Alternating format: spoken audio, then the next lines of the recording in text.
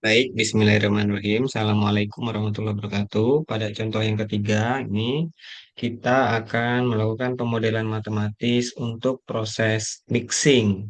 Nah, jadi akan dicampur dua komponen A dan B di dalam sebuah tangki, ya, tangki berpengaduk. Kemudian tidak ada reaksi kimia yang terjadi dan ingin diketahui seberapa besar fraksi A atau XA di sini ya pada aliran keluar, berarti pada aliran L untuk setiap waktu. Nah, untuk gambar PFD-nya sendiri seperti ini, jadi ada dua komponen masuk dari atas reaktor ya, yaitu aliran F1 dan F2, di mana di masing-masing aliran ini memiliki komponen A dan B dengan fraksi masing-masing.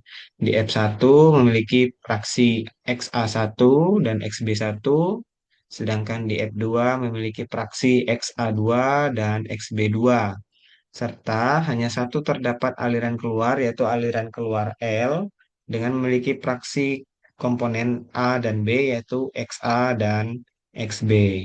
Nah, asumsinya aliran masuk F1, F2, L, dan juga XA1, XA2, yaitu fraksi komponen A pada aliran masuk, itu diketahui semuanya. Nah, apa yang harus kita lakukan untuk mendapatkan model matematis dari fenomena fisik ini? Yang pertama, tentu saja kita harus membuat neraca massa. Kita hitung dari awal ya, kita buat seperti biasa neraca massa total, inlet dikurang outlet, plus generasi dikurang konsumsi sama dengan akumulasi. Dikarenakan tidak ada eh, tidak ada reaksi, sehingga generasi dan konsumsi ini bisa kita coret karena tidak ada pembentukan dan juga tidak ada pengurangan komponen ya atau konsumsi komponen oleh reaksi. Sehingga inlet kita bisa tuliskan inlet pada neraca massa komponen A ya. Jadi inletnya kita lihat di sini inletnya ada dua sesuai dengan gambarnya tadi. Jadi di inlet ini ada dua F1 XA1 kalikan rho A plus F2 XA2 kalikan rho A dikurangi outlet yang keluar yaitu hanya satu ya. Untuk komponen A berarti L kalikan XA kalikan rho A, dan akumulasinya D volume kalikan densitas atau rho A kalikan XA per dt. Nah, kita kan tadi ingin menyusun neraca massa komponen. Otomatis satuan dari inlet, outlet, dan juga akumulasi ini harus satuannya massa per waktu. Nah, kita akan cek satu persatu ya. Dari persamaan ini kita akan cek satu persatu apakah betul neraca massa ini sudah satuannya semuanya massa per waktu. Kita akan cek.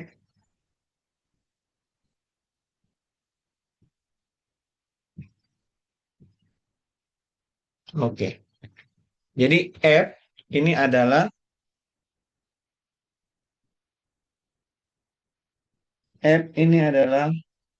debit ya atau laju alir volumetrik. Debit itu satuannya liter per second atau volume per waktu. Sama ini untuk F1 ya, untuk F2 sama juga untuk L.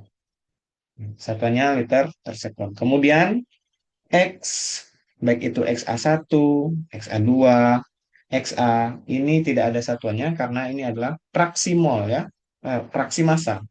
Sedangkan densitas rho ini adalah massa per volume. Misalnya kita pakai satuan kilogram per liter. Jadi untuk eh,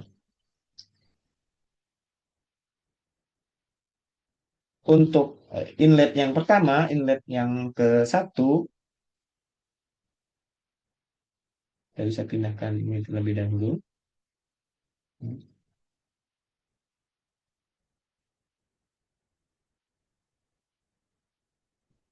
Jadi untuk inlet yang pertama, kita lihat di sini satuan F1 ini adalah liter per second atau liter per waktu. Kemudian XA tidak ada, dikalikan dengan rho A. Rho A itu adalah densitas bulan kilogram per liter. Sehingga satuannya adalah kilogram per second. Ya. Jadi satuannya sudah massa per waktu. Begitu juga untuk eh, aliran masuk yang kedua. Ini pasti sama dikarenakan notasi atau variabel yang masuk juga sama, yaitu F2 kalikan SA2 dikalikan dengan rho A. Untuk aliran keluar juga akan sama. Karena L kita ketahui tadi L ini satuannya sama dengan F1 yaitu liter per sekon. Hingga liter per sekon dikalikan XA tidak ada satuannya dikalikan dengan rho A kilogram per liter kita dapatkan sama satuannya adalah kilogram per sekon. Nah, yang jadi masalah sekarang adalah akumulasinya. Kita lihat akumulasinya di sini adalah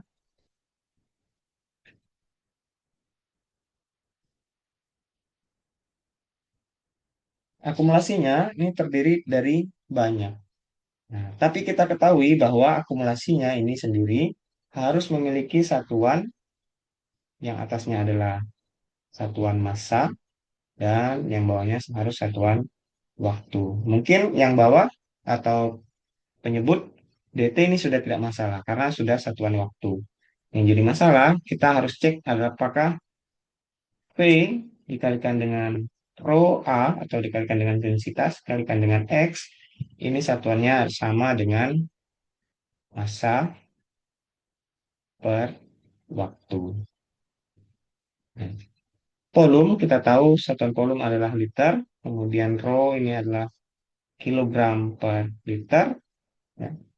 X tidak ada satuannya, sehingga satuan dari pembilang ini adalah kilogram.